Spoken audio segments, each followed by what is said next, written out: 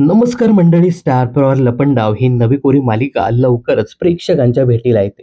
या मालिकेत टिपक्यांची रांगोळी फेम अभिनेता चेतन वडनेरे हा प्रमुख भूमिकेत दिसणार आहे. यासोबतच आई कुठे काय करते या मालिकेत संजना हे निगेटिव्ह पात्र साकारून अभिनेत्री रुपाली भोसले ही घराघरातील लोकप्रिय झाली.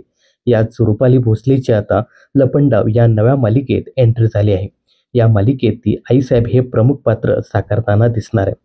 तर या नव्या मालिकेत प्रमुख अभिनेत्री म्हणून कृतिका देव हिची एंट्री झाली आहे. आईच्या प्रेमासाठी आसुसलेली सखी, मुलीला लग्नाची जबरदस्ती करणारी आई आणि घरात असलेला तरुण ड्रायव्हर यांची गोष्ट या मालिकेतून पाहायला मिळणार आहे. या मालिकेचा प्रोमो कमी कालावधीतच व्हायरल झाला आहे. आता यामध्येच प्रेक्षकांनी ही मालिका इतर मालिकांचा रिमेक असल्याचं सांगितलं आहे.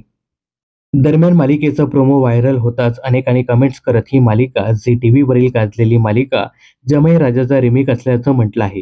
याविषयीच्या काही कमेंट्स सोशल मीडियावर पाहायला मिळतात. पण याबाबत अजूनही स्टार प्रवाह वाहिनी किंवा मालिकेच्या मेकर्सकडनं अधिकृतरित्या कोणतीही घोषणा केली नाही. दरम्यान या मालिकेत सायली संजीव आणि चेतन वडनेरे ही जोडी दिसणार होती, परंतु मालिकेच्या प्रोमोमध्ये कृतिका देव दिसल्याने अनेक प्रेक्षकांना धक्का बसला आहे. त्यामुळे सायलीला रिप्लेस का केलं असा प्रश्न सध्या उपस्थित केला जातोय.